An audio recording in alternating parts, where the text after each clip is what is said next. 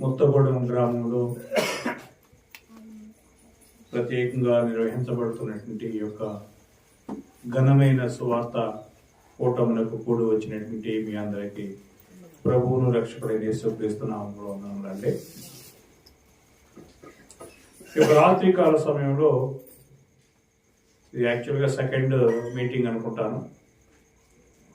మనము దేవుని యొక్క అద్భుతమైనటువంటి మాటలను నేర్చుకొని విని అటు దేవుని యొక్క ఘనమైనటువంటి మాటల ద్వారా మనము మోటివేట్ చేయబడి కదిలింపబడి దేవుని యొక్క మాటల చేత మన జీవితాలను సర్దిద్దుకోగలిగినట్లుగా దేవుడి సందర్భాన్ని మనకిచ్చినందుకే దేవునికి ఎంతగానో మన స్తుతులు చెల్లింపబద్ధులమై ఉన్నాం. ప్రియమైనటువంటి నా యొక్క సహోదరి సహోదరులారా, ఈరోజు సమాజంలో ఉన్నటువంటి పరిస్థితిని ఒకసారి మనం జ్ఞాపకం చేసుకొని సమాజంలో ఏ విధమైనటువంటి పరిస్థితుల మధ్యలో మానవులు జీవిస్తున్నారు, మరి వారికి ఎలాంటి ఒక విడుదల అవసరమో, ఎలాంటి వారికి ఒక మరి రక్షణ అవసరము అనేటువంటి విషయాన్ని మన ప్రభువైన యేసుక్రీస్తు ఆనాడు గుర్తెరిగి వారికి ఆ యొక్క రక్షణను ఇవ్వడానికి వారికి ఒక గొప్ప అద్భుతమైనటువంటి ఆహ్వానాన్ని పంపించడం జరిగింది. ఆ యొక్క సందర్భంలో యోదయ ఇశ్రాయేల్ ప్రాంతంలో జనులందరూ కూడా రోమీల యొక్క ప్రభుత్వం చేత ప్రజల మీద అధికమైనటువంటి పన్నులు, పక్క వాళ్ళని పోలీసు వాళ్ళు బాధించటము, తర్వాత బలమైనటువంటి వాడు బలహీనుడిని మరి బాధించటము, డబ్బున్నటువంటి వాడు పేదవాడిని ఇబ్బందులు పెట్టడము జరిగేటువంటి పరిస్థితులు ఆ సమయంలో. ఈనాడు కూడా అలాంటి పరిస్థితులు జరుగుతున్నాయా అనే విషయాన్ని కనుక మనం ఆలోచన చేస్తే సమాజంలో ఎక్కడ చూసినా ఇదే పరిస్థితి.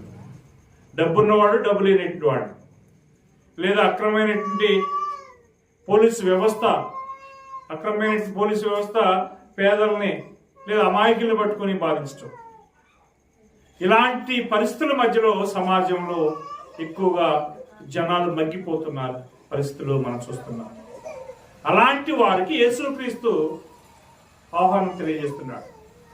మత్తయి సువార్త 11వ అధ్యాయము 28వ వచనంలో మనం చూసినట్లయితే, మత్తయి సువార్త 11వ అధ్యాయం 28వ వచనం, ప్రయాసపడి భారం మోసుకొనుచున్న సమస్త జనులారా నా యొద్దకు రండి, నేను మీకు విశ్రాంతి కలగజేసేదను. నేను సాత్వికుడును దీన మనసు గలవాడును గనుక మీ మీద నా కాడి ఎత్తుకుని నా యొద్ద నేర్చుకుని అప్పుడు మీ ప్రాణములకు విశ్రాంతి దొరుకును.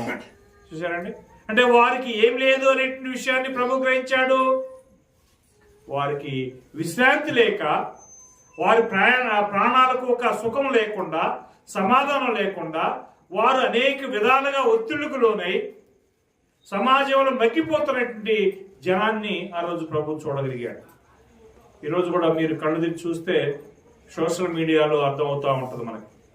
అనేక ప్రాంతాల్లో పేదవాళ్ళు, అనేకమైనటువంటి అమాయకులు దారుణంగా హింసించబడుతూ, బాధించబడుతూ, జైల్లో అన్యాయంగా పెట్టబడుతూ మగ్గిపోతున్నటువంటి వారిని కూడా మనం చూడవచ్చు. అలాంటి పరిస్థితి ఆ రోజు యేసుక్రీస్తు చూడగలిగాడు. చూసి ఏమన్నాడు తెలుసా? అక్కడ ఉన్నటువంటి జనాంగాన్ని అంతటిని పిలుస్తున్నాడు. ఈ జనాల్లో ఎలాంటి పరిస్థితులు కలిగినటువంటి వారు ఉన్నారనే విషయాన్ని ఆయన గ్రహించి ఏమంటున్నాడంటే, ప్రయాసపడి భారం మోస్తున్న సమస్త జనులారా. వాళ్ళు ఏ విధమైనటువంటి భారాలు మోస్తున్నారు తెలుసా? ఒకసారి మీరు 1 సమూయేలు 22వ అధ్యాయము 2-3 వచనాల్లో మనం చూసినట్లయితే, అక్కడ దావీదు దగ్గర కొంతమంది జనాంగం వస్తారు. ఎలాంటి వాళ్ళు చూడండి.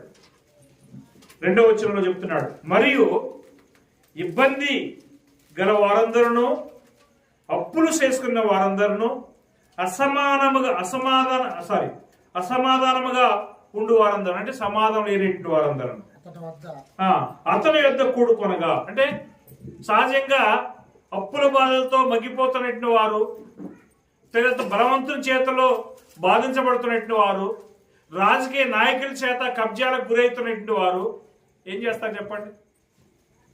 నేను మాట్లాడుతున్న మాట మీరు గమనిస్తున్నారు. మీరు రాజకీయ నాయకులు ఏం చేస్తున్నారంటే పేదల యొక్క పొలాలని కబ్జా చేసుకుని బెదిరిస్తున్నటువంటి పరిస్థితులు మనం వింటున్నాం.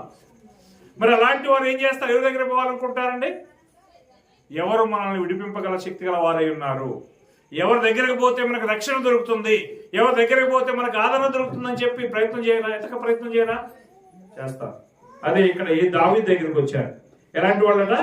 ఇబ్బందులు గల వారందరూ, అప్పులు చేసుకున్న వారందరూ, అసమాధానముగా ఉండే వారందరూ అతని యొద్ద కూడుకున్నాగా అతడు వారికి అధిపతి ఆయన.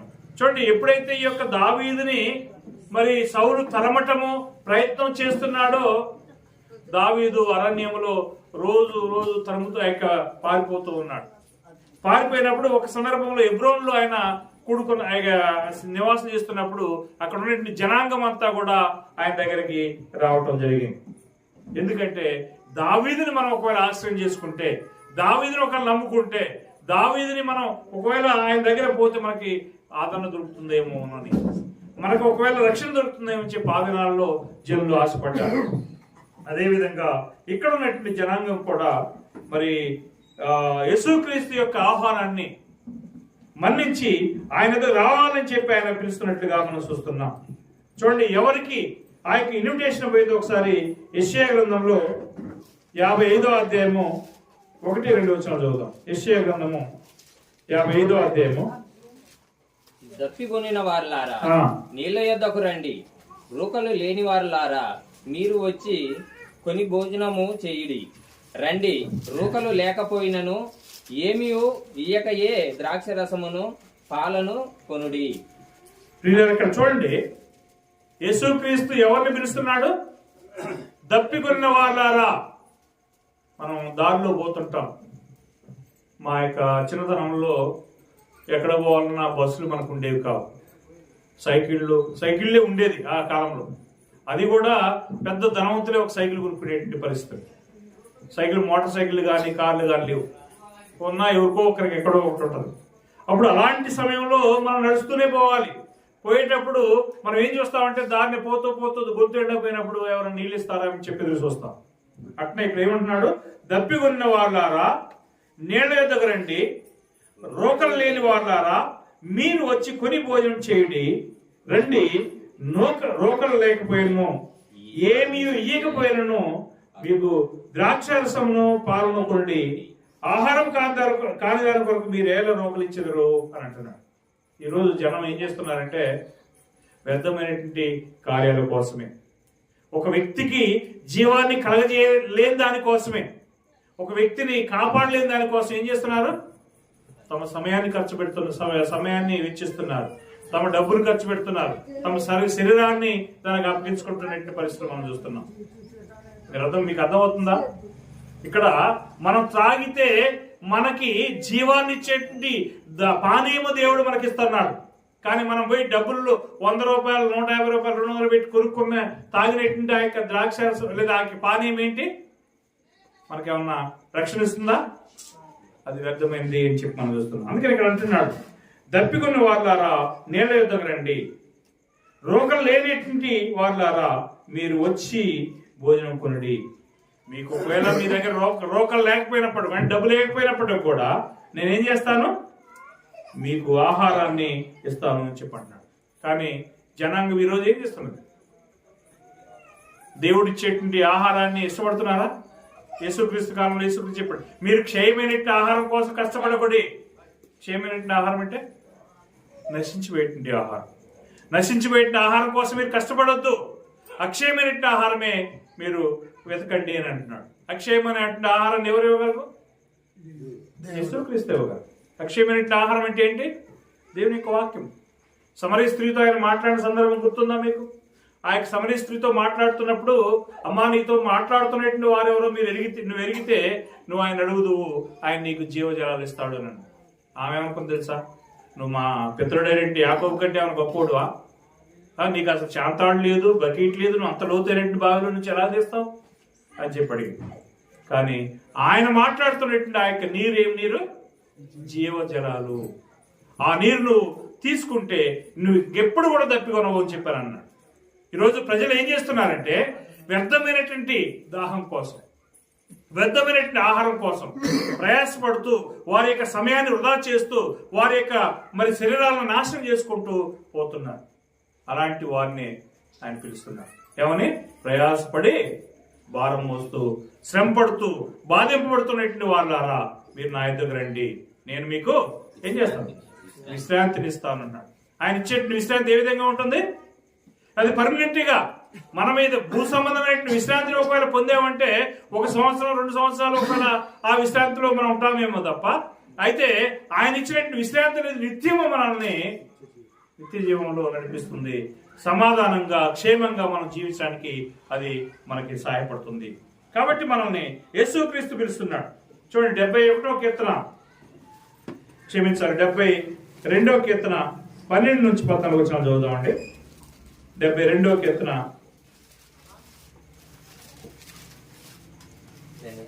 12 నుంచి. దరిద్రులను మొరపెట్టగా అతడు వారిని విడిపించును, దీనులను నిరాధారులను అతడు విడిపించును. నిరుపేదల యందును బేదల యందును అతడు కనికరించును, బేదల ప్రాణములను అతను రక్షించును. కపట బలాత్కారముల నుండి అతడు వారి ప్రాణమును విమోచించును, వారి ప్రాణం అతని దృష్టికి ప్రియంగా ఉండును. 14వ వచనం చూడండి. కపట బలాత్కారముల నుండి అతడు వారి ప్రాణమును విమోచించును. ఇది ఎవరు చేయగలరు అంటే ఈ సమాజంలో మనల్ని మనుషులు ఎవరు మనల్ని కాపాడలేరండి, మనుషులు ఎవరు మనకు రక్షణ ఇవ్వలేరండి, మనుషులు ఎవరు మనల్ని నిత్య జీవాన్ని నడిపించలేరండి. మనకు ఇవ్వగలిగేటువంటి శక్తి కలిగినటువంటి విమోచించగలిగినటువంటి వారు ఎవరు మాత్రమే అంటే మనల్ని సృష్టించినటువంటి తల్లి దేవుడు, ఆయన కుమారుడైనటువంటి యేసుక్రీస్తు మాత్రం. కాబట్టి ఇక్కడ మనల్ని ఆయన ఆహ్వానిస్తూ పిలుస్తున్నాడు. ఎందుకు పిలుస్తున్నాడంటే మన సమాజంలో మనం కుంగిపోతున్నాం, సమాజంలో మనకు ఆదరణ లేకుండా బాధించబడుతున్నాం. ఎవరి చేత?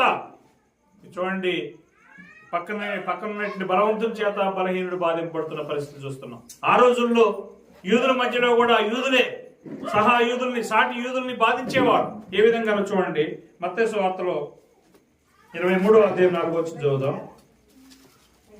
మత్తయి సువార్త 23:4. మోయశక్యము కాని భారమైన బరువులు కట్టి మనుష్యుల భుజముల మీద వారు పెట్టుదురే గాని తమ వ్రేలుతోనైనా వాటిని కదిలింపనొల్లరు. ఇక్కడున్న సబ్జెక్ట్ మనకు తెలుసు. ఆ రోజుల్లో యేసుక్రీస్తు జీవించిన కాలంలో పరిసయ్యులు, శాస్త్రులు, సద్దూకయ్యులైనటువంటి 3 రకాలైనటువంటి ప్రజలు ఉండేవాడు. ఈ 3 రకాలైన ప్రజల యొక్క మరి పరిస్థితులు ఏ విధంగా ఉన్నాయంటే ఆలయ సంబంధమైనటువంటి కార్యాలు కావచ్చు, రాజకీయ వర్గాల్లో నుంచి కార్యాలు కావచ్చు, వీళ్లే పదవులు అనుభవించేటువంటి వాళ్ళు అనమాట. కాబట్టి వీళ్ళు ఏం చేసేవారంటే సాటి మానవుల్ని బాధించేటువంటి వాళ్ళు. ఏ విధమైనటువంటి బాధను వాళ్ళు కలిగజేసేవారు చూడండి 4వ వచనంలో. మోయ శక్యము కాని భారమైన బరువులు కట్టి, ఒక 60-70 కేజీలు ఇసుక మన మీద మూట కట్టి పెడితే పోయి మొయలేస్తామా? మొయలేం. మరి వీళ్ళు అలాంటి భారమైనటువంటి బరువులను ప్రజల మీద మోపుతూ వీళ్ళు మరి ప్రజల్ని బాధిస్తూ ఉన్నారు. కానీ వీళ్ళు మాత్రం ఏం చేయాలట? వారి చిటికిన వేలుతోనైనా ఆ యొక్క బరువుల్ని కదిలింపనొల్లరు అని అంటున్నాడు. అంటే సాటి మానవులను కూడా వీళ్ళు ఏం చేస్తున్నట్టు బాధిస్తున్నట్టుగా యేసుక్రీస్తు గ్రహించాడు. ఎందుకు ఈ యొక్క పరిస్థితి మానవుల పైన ఉన్నది? ఎందుకు మనకి ఈ యొక్క భారాలు ఉన్నాయి? ఎందుకు ఈ యొక్క సమాధానం లేకుండా మనం ఉన్నాం? ఎందుకు మనం ఈ యొక్క సంతోషం లేకుండా ఉన్నాం? భూ సంబంధంగా మనం చూస్తే దానికి ఒక పరిష్కారం ఉంటుందండి. అప్పులు విలువ ఉన్నటువంటి మనకి, లేదా ఇంకెవరైనా బాధిస్తున్నటువంటి పరిస్థితులు బాధించబడుతున్నటువంటి వారికి, ఇంకేదైనా సమస్యలు చిక్కున్నటువంటి వారికి ఏదో విధంగా ఒక సమాధానం దొరుకుతుంది. ఏదో విధంగా వారికి మరి వారిని విడిపించబడేటువంటి ఒక మార్గం అనేది దొరుకుతున్నది. అలాగే మనకు కూడా ఆ యొక్క సమాధానం రావాలంటే మనం ఒక కార్యాన్ని మనం ఒప్పుకోవాల్సినటువంటి అవసరం ఉంది. చూడండి, యెషయా గ్రంథం 59వ అధ్యాయము 1-2 వచనాల్లో మనకి ఈ యొక్క పరిస్థితులు రావడానికి కారణం ఏంటి? యెషయా గ్రంథము 59:1-2 వచ్చాం. రక్షింపనేరక ఉండినట్లు యెహోవా హస్తము కుర్చగా లేదు, విననేరక ఉండినట్లు ఆయన చెవులు మందము కాలేదు. మీ దోషమును మీకును మీ దేవునికి అడ్డంగా వచ్చును. రైట్. మనం ఎందుకు ఈ విధంగా ఉన్నామట? మనం కృంగిపోతూ బలహీనత చేత, బాధల చేత, సమస్యల చేత ఎందుకు కొట్టుమిట్టాడుతున్నాము? చూడండి అక్కడ చెప్తున్నాడు, రక్షింపనేరక ఉండినట్లు యెహోవా హస్తము కాలేదు. అంటే దేవుని యొక్క మనం రక్షించడానికి దేవునికి ఏమి చేత కాకుండా ఏం లేడు. మనల్ని దగ్గర తీసుకోవడానికి ఆయన చేతులు ఏమో పొట్టిగా లేవు. ఆయన ఏం చేయగలడు? మనకు కావాలని నువ్వు ఎంత దూరం ఉన్నా తీసుకోగలడు. అదే చెప్తున్నాడు ఇక్కడ, రక్షింపనేరక ఉండినట్లు మీ యొక్క యెహోవా హస్తం కొరస కాలేదు, విననేరక ఉండినట్లు ఆయన చెవులు మందం కాలేదు. ఏంటంటే మరి సమస్య అంటే, నా యొక్క సమస్య, మీ యొక్క సమస్య ఏంటంటే, మన దోషాలట మనకు నువ్వు దేవునికి నీ మధ్యలో అడ్డంగా వస్తున్నది. మనం పాపాలు చేస్తున్నాం, మనం అపరాధాలు చేస్తున్నాం, మనం దోషాలు చేస్తున్నాం. కాబట్టి దేవునికి మనకు ఆ యొక్క దోషాలు అడ్డం రావడం వల్ల దేవుడు మనల్ని ఏం చేయట్లేదు, లక్ష్య పెట్టట్లేదు, దేవుడు ఆలకించట్లేదు అనే విషయాన్ని చూడండి. చూడండి అక్కడ, మీ పాపములు ఆయన ముఖమునకును మీకు మరుగు చేయును గనుక ఆయన ఆలకింపుగా ఉన్నాడు. ఇది సమస్య. మనకి దేవునికి మధ్యలో సమాధానం లేకపోవడం గల కారణం ఏంటి? మనం శ్రమ పడడానికి గల కారణం ఏంటి? మనం బాధల్లో ఇబ్బందులు పడడానికి గల కారణం ఏంటి అంటే, మనం చేసినటువంటి దోషాలే, మనం చేసినటువంటి పాపాలే. మనల్ని రక్షించాలంటే ఎవరు రావాలి? దేవుడు మనం ఇలాంటి పాపాల్లో ఉన్నప్పటికీ కూడా మనల్ని ప్రేమిస్తూనే ఉన్నాడు, వదిలిపెట్టలే. దేవుడు అక్కడ ఆనాడు ఆదిలో ఆదామావను సృష్టించిన తర్వాత దేవుడు ఏం చేశాడో తెలుసా? వారి కోసం ఒక మంచి అద్భుతమైనటువంటి ఒక తోటని వారి కోసం సృష్టించాడు. ఆ తోట ఏంటండి? ఏదెన్ తోట. ఏదెన్ తోటలో దేవుడు ఏం చేశాడు? ఆయన సమస్త విధములైనటువంటి వృక్ష ఫలాలను వాటిలో ఉంచాడు. కానీ అదే సందర్భంలో వాటి మధ్యలో ఒక వృక్ష ఫలాన్ని పెట్టి, మీరు ఈ వృక్ష ఫలాన్ని మాత్రం తినకూడదు, దాన్ని తినదిన మీరు నిశ్చయంగా చేస్తారని చెప్పి దేవుడు వారికి హెచ్చరిక చేశాడు. అయినా దాన్ని ఏం చేశారు? సాతానుడు ఏదో విధంగా ఆవ దగ్గరికి వచ్చి ఆ యొక్క ఆవును మోసం చేసింది. అమ్మా ఇది నిజమేనా? దేవుడు ఈ యొక్క వృక్ష ఫలం తినొద్దన్నాడు అంటే నిజమేనా అంటే, అవును నిజమేనా అంటుంది. లేదు లేదు, దేవుడు చెప్పిందంతా అబద్ధమే. నిజమేనా? దేవుడు చెప్పింది అబద్ధం, సాతాను చెప్పేది అబద్ధం. సాతాను చెప్పేది అబద్ధం, ఇదంతా అబద్ధం. మీరు ఒకవేళ దాన్ని తిన్నట్లయితే మీ యొక్క కళ్ళు తెరిపించబడతాయి, మీరు దేవదూతల వలె ఉంటారు, మీకు అది తినడానికి రమ్యంగా ఉంటుంది అని చెప్పి ఆ యొక్క లేనిపోనే అనేకమైనటువంటి లాలన మాటలు అపవాది చెప్పాడు. సర్పం చెప్పేసరికి ఆశపడ్డది. వెంటనే ఆ యొక్క పళ్ళు తిన్నది. తర్వాత తన భర్తకి ఇచ్చేసి ఆ యొక్క ఇద్దరు కూడా దేవుని యొక్క ఆజ్ఞను మీరినట్లుగా మనం చూస్తాం. ఆ యొక్క మీరినటువంటి వారిని దేవుడు ఏం చేస్తాడంటే ఆ యొక్క తోటలో నుంచి వెలివేస్తాడు. మీరు నా యొక్క మాట వెళ్ళలేదు కాబట్టి మీ యొక్క జీవితంలోని మీరు కష్టపడి శ్రమించి పనిచేసి భోజనం చేయాలని చెప్పి పురుషునికి చెప్పిస్తాడు. అదేవిధంగా స్త్రీని చూసి ఏమంటాడు తెలుసా? నీవు తినవద్దనే ఆ యొక్క వృక్షఫలం తిన్నావు కనుక నీ యొక్క ప్రసవ వేదనను, గర్భవేదన నేను ఇచ్చింపజేసేదను అని చెప్పి ఆమెకు శాపం పెడతాడు. ఆ విధంగా దేవునికి దూరమైనటువంటి మానవాళిని మరలా దేవుడు తన యుద్ధకి తీసుకోవాలని చెప్పి ఆలోచన చేశాడు. ఏ విధంగా? ఎవరి ద్వారా? తన కుమారుడైనటువంటి యేసుక్రీస్తు. యోహాను సువార్త 3:16 మీరు చూసినట్లయితే, దేవుడు లోకమును ఎంతో ప్రేమించెను. దేవుడు ఎప్పుడు ప్రేమించాడు మనల్ని? వెన్ వీఆర్ సిన్నర్స్, మనం పాపులమై ఉండగా గాడ్ లవ్డ్ us. దేవుడు మనల్ని ఏం చేశాడు? ప్రేమించాడు. ప్రేమించి మన కోసం తన కుమారుడైన యేసుక్రీస్తుని ఈ లోకానికి పంపించి మనకు సమాధానం ఇవ్వడానికి, మనం రక్షించడానికి ఆయన మరి మన కోసం ఆ యొక్క త్యాగం చేయించినట్టుగా మనం చూస్తున్నాం. చూడండి ఏమంటున్నాడు? మీరు ఎవడ కూడా నశింపకుండా అందరూ కూడా నిత్యజీవం పొందినట్లు ఆయనను అనుగ్రహించను. యేసుక్రీస్తు ఇచ్చిన ఉద్దేశం ఏంటంటే, నీవు కావచ్చు, నేను కావచ్చు, మనం ఎవరికి కూడా ఏం చేయకూడదు? నశించిపోకూడదు. మనం నశించక నిత్యజీవం పొందినట్లుగా ఆయన అనుగ్రహించడం అని చెప్పి దేవుని యొక్క వాక్యంలో మనం చూస్తున్నాం. కాబట్టి మనం ఎలాంటి పరిస్థితిలో ఉన్నాం?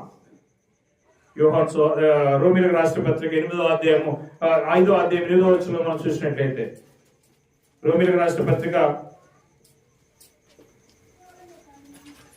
5వ అధ్యాయం 8వ వచనం చూసినట్లయితే, అయితే దేవుడు మన ఎడల తన ప్రేమను వెల్లడిపరుచుతున్నాడు.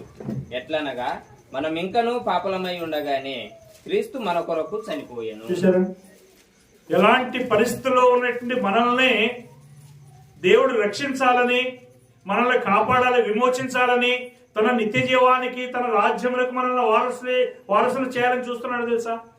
మనం ఇంకా పాపులుగా ఉండగానే, పాపులంటే ఒకవేళ మీరు ఎవరైనా పాపులంటే ఇందులో మేము ఏం చేయట్లేదు అని చెప్పి అనుకోవచ్చు. పాపం అంటే ఏంటంటే దేవుని యొక్క ఆజ్ఞను మీరుటే పాపము, ఆజ్ఞ అతిక్రమమే పాపము. ఆ యొక్క పాపం చేసిన ప్రతి వారిని కూడా రక్షించడం కోసం దేవుడు యేసుక్రీస్తు అనే తన ఏకైక కుమారుని ఈ లోకానికి పంపించాడు.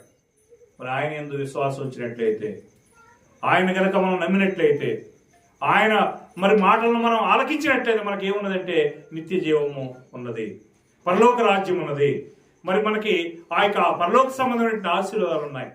ఒకవేళ ఆయన కనుక మనం వదులుకుంటే మనం ఈ లోకంలో నశించిపోయి ఎల్లప్పుడూ నాశనమైపోయేటువంటి యుగ యుగములు కాల్చబడేటువంటి ఆ యొక్క నిత్య నరకంలో పడగబడేటువంటి అవకాశం ఉన్నది. ప్రియమైనటువంటి దేవుని బిడ్డ, కాబట్టి దేవుడు నువ్వు నేను నశించిపోవడం లేదా నువ్వు నేను నరకంలో పోవడం దేవుడు ఇష్టపట్లే. మనల్ని రక్షించడానికి ఆశపడుతున్నాడు. 2 పేతురు 3:9 చూడండి. 2 పేతురు 3:9. కొందరు ఆలస్యమని ఎంచుకున్నట్లు ప్రభు తన వాగ్దానమును గూర్చి ఆలస్యం చేయువాడు కాడు గాని ఎవడునూ నశింపవలెనని ఇచ్చయింపక అందరూ మారు మనసు పొందవలెనని కోరుచు మీ ఎడల దీర్ఘశాంతము గలవాడై ఉన్నాడు. చూశారండి, మనము ఎవరం కూడా నశించిపోకూడదు అనేటువంటిది దేవుని యొక్క అద్భుతమైనటువంటి ప్రణాళిక. చూడండి, అక్కడ ఏమన్నాడంటే ఆయన కొందరు ఆలస్యం నేర్చుకున్నట్లుగా ప్రభు తన వాగ్దానాన్ని గురించి ఆలస్యం చేయవాడు కాడు గాని ఎవడను నశింపవాలని ఇచ్చేపక. మనం ఎవరం కూడా ఏం కాకూడదట, నశించిపోకూడదు. ఇక్కడ కూర్చున్నట్టు మనలో ఎవరం కూడా నశించిపోవడం ఎవరికి ఇష్టం లేదు, దేవునికి ఇష్టం లేదు.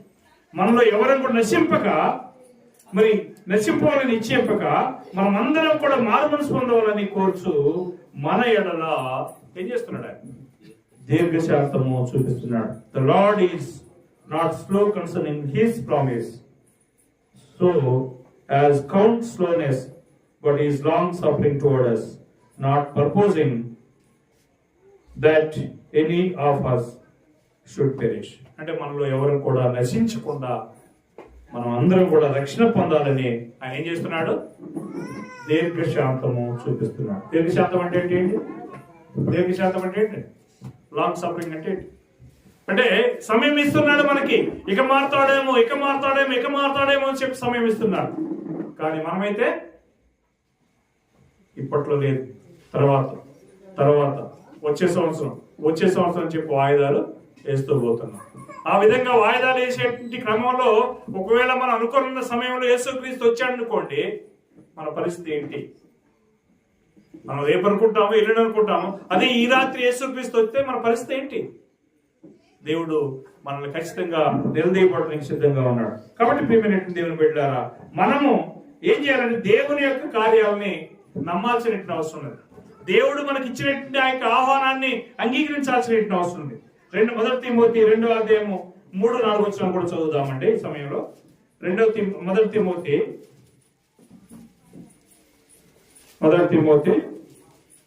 2:3-4. ఇది మంచిదియు మన రక్షకుడగు దేవుని దృష్టికి అనుకూలమునై ఉన్నది. ఆయన మనుషులందరూ రక్షణ పొంది సత్యమును గూర్చిన అనుభవ జ్ఞానము గలవారై ఉండవలెనని నిశ్చయించుచున్నాడు. చూసారు 4వ వచనం ఏమంటున్నాడు? 4వ వచనంలో ఆయన మనుషులందరూ రక్షణ పొంది సత్యమును గూర్చిన అనుభవ జ్ఞానం గలవారై ఉండవలనని. ఎవరన్నా ఏ ఒక్కరన్నా నశించిపోవాలని దేవుడు ఆశపడుతున్నాడా? ఇక్కడ కూర్చున్నట్టు మనలో ఎవరినన్నా దేవుడు నశించిపోవాలని చెప్పి ఆశపడి అనుకుంటున్నాడా? లేదు.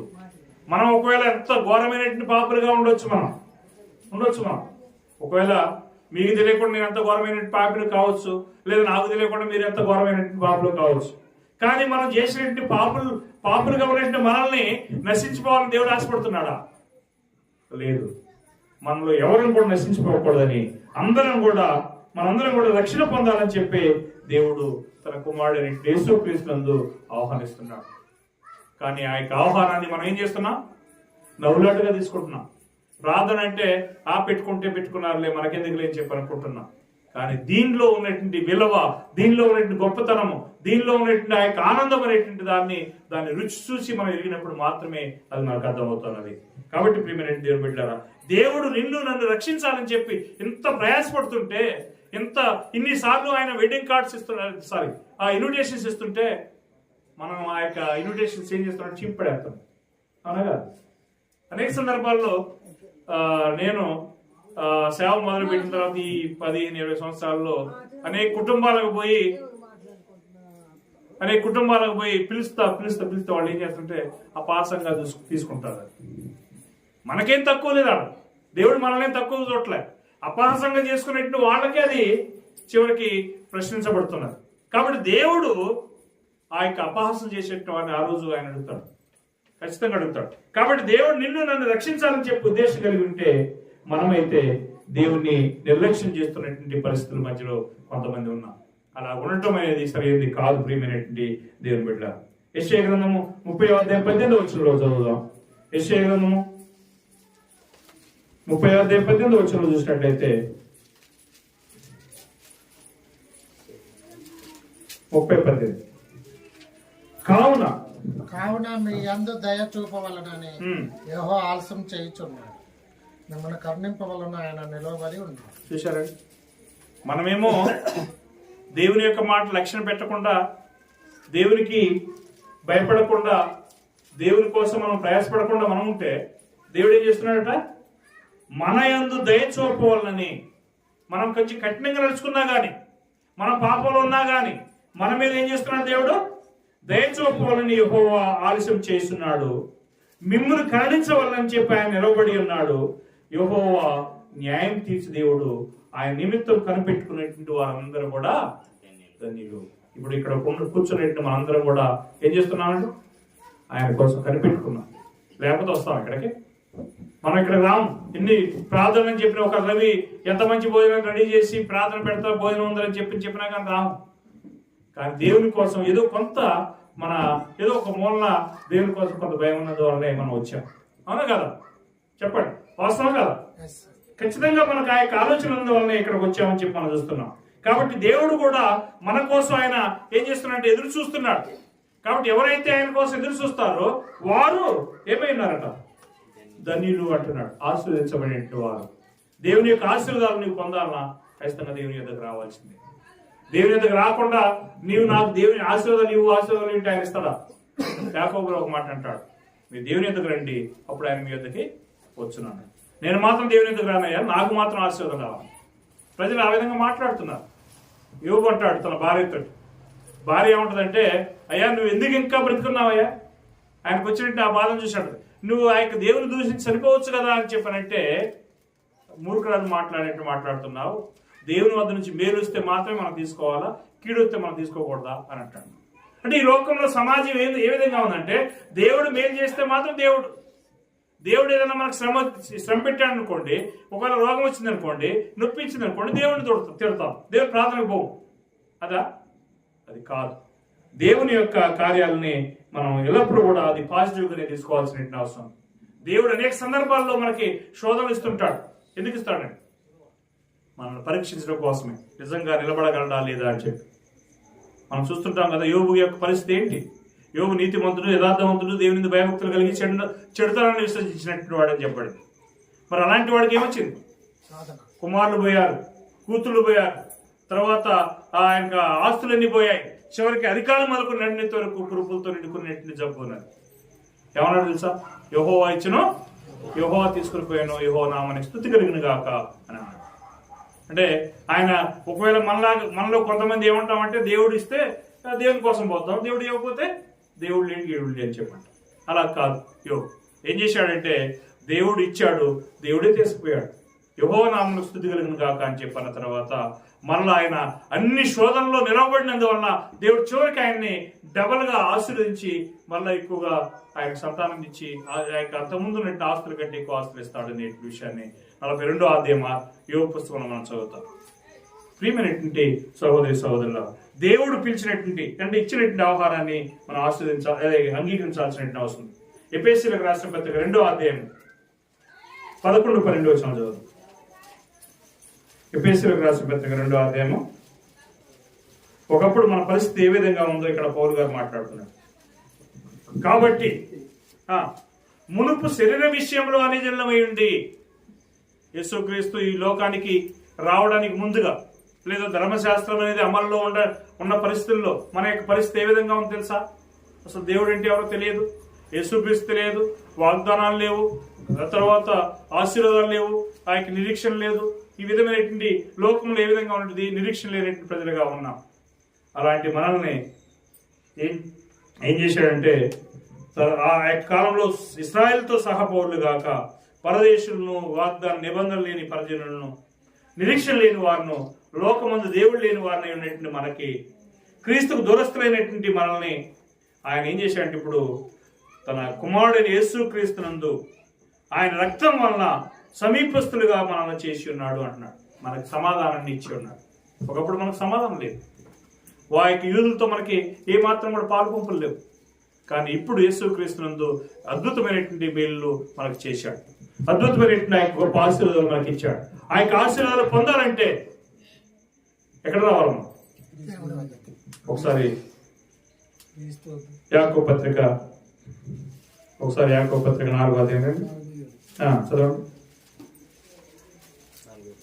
7వ వచనం. కాబట్టి దేవునికి లోబడి ఉండి అపవాదిని ఎదురించుడి, అప్పుడు వాడు మీ వద్ద నుండి 8వ వచనం. దేవుని వద్ద రండి, అప్పుడు దేవుని వద్దకు రండి, ఆయన మీ వద్దకు వచ్చాడు. చూసారండి ప్రియమైనటువంటి నా యొక్క సహోదరి సహోదరుల, ఇక్కడ కూడి ఉన్నటువంటి ప్రత్యేకంగా నా యొక్క సహోదరి సహోదరుల, ఎక్కడ రావాలన్నాడు దేవుడు? దేవుని వద్దకు రండి, అప్పుడు ఆయన మీ వద్దకు వస్తాడు. చదవట్లు ఎవరు ఇట్లేదండి. దేవుని వద్దకు రండి, అప్పుడు ఆయన మీ వద్దకు వచ్చాను. ఎక్కడ పోవాలంటే మనం దేవుని వద్దకు రావాలి, అప్పుడు ఆయన చేస్తాడు, మన వద్దకు వస్తాడు. ఈరోజు మనం దేవుని వద్దకు రావడానికి ఎంతమంది ఇష్టపడుతున్నాం? ఆదివారం వచ్చిందంటే దేవుని యొక్క సన్నిధానానికి మనలో ఎంతమంది ఆసక్తిగా పోతున్నాము అనే విషయాన్ని చూడాలి. అనేక మంది వారానికి లేదా నెలకు 1-2 సార్లు వస్తారు. మేము క్రైస్తవులు అని అంటారు. మరికొంతమంది మరీ మోసం, సంవత్సరానికి ఒకసారి క్రిస్మస్ పోతారు, లేకపోతే ఇంకేదైనా పండగకి పోతారు, మేము క్రైస్తవులు అంటాం. అది కాదు. మనం దేవుని యొద్దకు రావాలి. ఎప్పుడు రావాలి? దేవుని యొద్దకి ప్రతి సమయంలో కూడా రావాలి.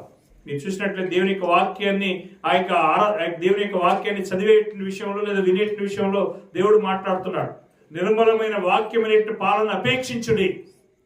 ఎప్పుడు ఆకలి అయితే అప్పుడు. పాలు పిల్లలకి ఎప్పుడు ఇస్తాము? ఆకలైనప్పుడు ఇస్తాం. 5 రోజులు ఇస్తాం. రోజుకి పాలు ఎన్నిసార్లు ఇస్తాం? చిన్నపిల్లలకి 3 సార్లు 4 సార్లు, ఎన్నిసార్లు ఎప్పుడు ఏడితే అప్పుడు ఆ నోట్ల తల్లి రొమ్ము పెట్టింది. అవునా కాదు? కాబట్టి అలాగే దేవుని యొక్క వాక్యం అనేది నిర్మలమైన పాలు అంటున్నాడు. మనం కూడా రక్షణ విషయంలో ఎదగాలంటే ఆ పాలను ఏం చేయాలట? అపేక్షించడి అని అంటాడు. అప్పుడు ప్రియమైన దేవుని బిడ్డలారా, ప్రార్థన అంటే ఆసక్తిగా మనం రావాల్సిన అవసరం. మీలో ఒకరు, నాలో ఒకరు, మాలాంటి వాళ్ళు ఏం చేస్తుంటామంటే ఏదో విధంగా దేవుని యొక్క వాక్యం వినిపించాలని చెప్పి కష్టపడి కొంత కష్టమైన కొన్ని అప్పులున్నా కానీ ఎంతో కొంత కొంచెం ఖర్చు పెట్టేసి మరి ప్రార్థన పెట్టాలా, కొంతమంది వినిపించాలని చెప్పి ప్రయత్నం చేస్తే పిలిచి మనం వాళ్ళు రావడానికి కష్టపడుతున్నారు. ఆయన రావట్లేదు. ఇప్పుడు చెరుకుపల్లి రవి ఈ యొక్క కార్యక్రమం ఏం చేశారు, నాకు చాలా ఇబ్బంది అయినా కానీ నేను కొంత తీసుకున్నది. అర్థమైందా? ఎందుకు అని అంటే కొంతమందికి దేవుని యొక్క వాక్యం వినిపిస్తే అది కొంత ఆశీర్వాదకరంగా ఉంటుందనే ఒక ఆశ. కాబట్టి మనం ఈ విధంగా చేస్తుంటే కొంతమంది ప్రార్థన రావన్నా కూడా ఏం చేయట్లేదు, రావట్లేదు. కాబట్టి ఇక్కడ దేవుడు మనల్ని ఆహ్వానిస్తున్నాడు. దేవుని ఎదుగు రండి, అప్పుడు ఆయన మీ ఎద్దకి వచ్చును అని అంటున్నాడు. ఈరోజు మనకు సమాజంలో రైతులు చేపలు పట్టేటువంటి వారు, ఆ తర్వాత వడ్రంగి పనులు చేసేటువంటి వారు, ఆ తర్వాత సుధారు పనులు చేసుకునేటువంటి వారు ఈరోజు అనేక మంది అనేక రకాలుగా ఏం చేస్తున్నారంటే ఇబ్బందులు పడుతూనే ఉన్నారు, భారమైనటువంటి బరువులు మోస్తున్నారు. అలాంటి వారికి యేసుక్రీస్తు ఒక విడుదల, విమోచన, రక్షణ దయచేస్తున్నాడు అనే విషయాన్ని మనం చూస్తున్నాం. అందుకని ఆయన అంటున్నాడు, ప్రయాసపడి భారం మోస్తున్న సమస్త జిల్లారా మీరు నా యొద్దకి రండి. అపోస్తలుల కార్యం 15వ అధ్యాయం 10వ వచనం ఒకసారి చదువుదాం. అపోస్తలుల కార్యం 15వ అధ్యాయం 10వ వచనం.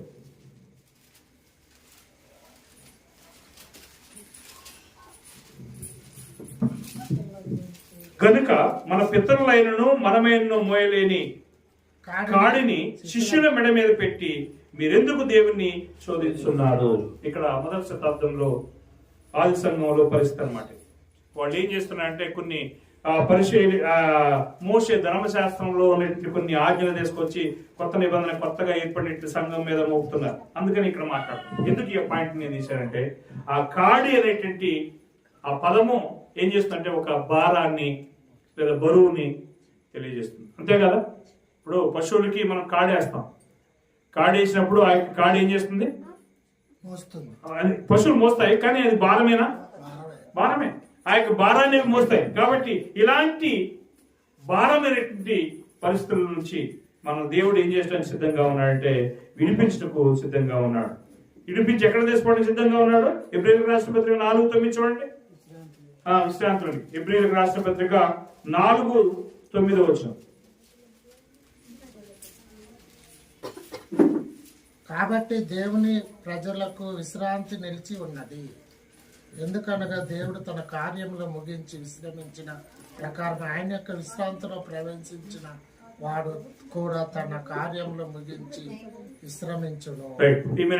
నా యొక్క సహోదరి సహోదరులారా, ఆనాడు మోషే ద్వారా మరి ఇశ్రాయేలులకి కానాను దేశం అనేది వాగ్దానం చేయబడింది. అంటే వాస్తవంగా అది అబ్రహాం కాలంలో చేయబడింది వాగ్దానం. కానీ మోషే ఆ కానాను దేశంలోనికి వారిని నడిపించలేకపోయాడు. ఎందుకు అని అంటే అది వేరే విషయం. ఆయన దేవుని యొక్క ఆజ్ఞను మీరినందువలన ఆ దేశంలోనికి ఆయన ప్రవేశించలేకపోయాడు. కానీ యెహోషువ ద్వారా దేవుడు తెలుసుకోవాలని చెప్పి చూస్తే యెహోషువ కూడా వాళ్ళకి ఏం చేయలేకపోయాడంటే విశ్రాంతిని ఇవ్వలేకపోయాడు. ఎందుకు తెలుసా? ఆ దేశంలో పోతే ఆ దేశంలో ఉన్నటువంటి వారందరూ కూడా బహు ఎత్తరులు, అంటే వాళ్ళు జైంట్స్ అన్నమాట, పెద్దోళ్ళు, ఎత్తైనటువంటి వాళ్ళు మనం దెబ్బ కొట్టి చంపేస్తారని చెప్పి వీళ్ళు భయపడిపోయారు. 12 మందిని పంపిస్తాడు మోషే. పోయి ఆ దేశం ఎలాగుంది చూసిరాండి అని చెప్పి పంపిస్తే 10 మంది భయపడిపోయి ఆ దేశంలో ఉన్న జనాంగం ముందు మనం తట్టుకోలేము, వాళ్ళ దృష్టికి మనం కందిరీగల వలె ఉన్నాము, మన దృష్టికి కూడా మనం కందిరీగల వలె ఉన్నాము, కాబట్టి మనం ఆ దేశంలో పోలేము అని అన్నారు. కాబట్టి దేవుడు ఏం చేశాడంటే ఆ యొక్క 10 మందిని ఆ తర్వాత ఆ యొక్క సాక్ష్యాన్ని నమ్మినటువంటి వాళ్ళందరినీ కూడా అరణ్యంలోనే రాజు చేస్తాడు. ఇక ఇద్దరు మాత్రం యెహోషువ కాలేబులు మాత్రమే, ఆ తర్వాత సెకండ్ జనరేషన్ ని మాత్రమే దేవుడు ఆ యొక్క కానానికి నడిపిస్తాడు. కాబట్టి ఆ యొక్క విశ్రాంతి ఇంకా సంపూర్తి కాలేదట. ఆ యొక్క విశ్రాంతి ఇక్కడ నిలిచి ఉన్నది అంటున్నాడు. కాబట్టి దేవుని ప్రజలకు విశ్రాంతి నిలిచి ఉన్నది. ఎందుకనగా దేవుడు తన కార్యంలో ముగించి ఆయన విశ్రమించిన ప్రకారం ఆయన విశ్రాంతిలో ప్రవేశించిన వాడు కూడా తన కార్యమును ముగించి విశ్రమించను. అందుకని యేసు చెప్తున్నాడు, నేను మీకు ఏం చేస్తాను? విశ్రాంతిని దయచేయుదును. అంటే అర్థం ఏంటి? వారికి విశ్రాంతి లేదు, ఆదరణ లేదు, సమాధానం లేదు, ఆ తర్వాత అన్ని శ్రమలే కష్టాలే ఉన్నాయి. అలాంటి వారిని పిలిచి మీకు విశ్రాంతిని ఇస్తాను, మీరు నా యొద్దకు రండి అని చెప్పి పిలుస్తున్నాను. మీరు చూసినట్లయితే ఇశ్రాయేలు కాలంలో దేవుడు ఇశ్రాయేలుని పిలిచాడు. వాళ్ళు ఏమన్నారు తెలుసా? మేము నీది మార్గంలో రామయ్య అని చెప్పాను. మోహాటం లేకుండా ధైర్యం చెప్పేశారు. చెప్తుంటాడు, యెషయా గ్రంథంలో చెప్తాడు, ఎద్దు తన కామను ఎరుగును, గాడిద తన సొంతం దొడ్డు తెలుసుకును, నా ప్రజలకు తెలివి లేదంటాడు. చూసారా? ఎద్దుకి గాడిదకి కనీసం నోరు లేని పశువులకి వాటికి ఉన్న జ్ఞానం కూడా తన ప్రజలైన ఇశ్రాయేలుకి లేదంటాడు. అవి తన యొక్క యజమానుడు ఎవరైనా తెలుసుకుంటాయి. అవునా కదా? అవునా కదా? ఇప్పుడు పశువులు మనం చూస్తే కొన్ని పశువులు చూస్తే పిలవగానే వచ్చి కాడికి అంతా వేసుకుంటున్నటువంటి పరిస్థితులు మనం చూస్తాం. గాడిద ఎక్కడెక్కడ తిరిగి వచ్చిన సాయంత్రం కాలం తన దొడ్లో చేరిపోరు, తను తెచ్చిపోరు. కానీ నా ప్రజలకు ఏది అంటున్నాడు దేవుడు? తెలివి లేదు అంటాడు. వారు నన్ను విసర్జించి ఉన్నారంటాడు. ఈరోజు అలాగే మానవ లోకం దేవుని విసర్జించి దేవునికి విరోధంగా దూరంగా తిరిగిపోయింది. అలాంటి వారికి ఆయన ఆహ్వానం పంపించాడు, రండి అంటున్నాడు. ప్రియమైనటువంటి నా యొక్క సహోదరి సహోదరుల, దేవుని యొక్క ఆహ్వానాన్ని మీరు అంగీకరిస్తారు, దేవుని యొక్క ఆహ్వానాన్ని మీరు నిరాకరించి నిత్యజీవానికి అపవిత్రులు అవుతారో అది మన చేతుల్లో ఉన్నాం. దేవుని యొక్క ఆహ్వానాన్ని అంగీకరించి నేను కూడా పోవాలి, పిలిచాడు కాబట్టి నేను పోతానని చెప్పిపోతే అది మనకి ఘనతగా ఉంటుంది, ఆయనకి ఘనతగా ఉంటుంది. అవునా కదా? ఇప్పుడు మనల్ని ఎవరైనా పిలుస్తారు, కార్డు తీసుకొచ్చి ఇంటికి వచ్చి 10,000 ఇచ్చి కార్డు ఇచ్చిపోతాడు. నేను ఆడు పిలిస్తే ఎందుకు పోవాలని చెప్పి ఎట్లా కూర్చొని అనుకో, నేను లెక్క చేస్తారా? చేయడు. అట్లే దేవుడు ఇక్కడ నిన్ను నన్ను పిలిచాడు. పిలిచినట్టు ఆ పిలుపుని మనం గౌరవించి దానికి విలువ ఇచ్చి మనం పోయినప్పుడే దేవుడు నీకు నాకు విలువిస్తాడు, నేను నిత్య జీవానికి నడిపిస్తాడు. కాబట్టి అటు నిత్యం మీకు కావాలా వద్దా? కావాలనుకున్నట్టు వాడు చేతులు ఎత్తున ఎంతమందికి కావాలి నిత్యం? అంటే ఎవరికి వద్దనమాట, ఎవరు లేపట్లేదు, అందరికి కావాలి. అందరికి కావాల్సిందే, నాకైతే కావాలి. కాబట్టి అటు నిత్యం పొందాలంటే యేసుక్రీస్తు పిలిచినట్టు పిలుపుని, ఇన్విటేషన్ అంగీకరించి మరి ఆయన ఎదురు పోదాం. ఆ విధంగా పోయి ఆయన కడుజాడు నడుతుంగాక. ఓపికతో నేటి మీ అందరికీ ప్రభు నామములో వందనాలు తెలియజేస్తూ ముగిస్తున్నాను.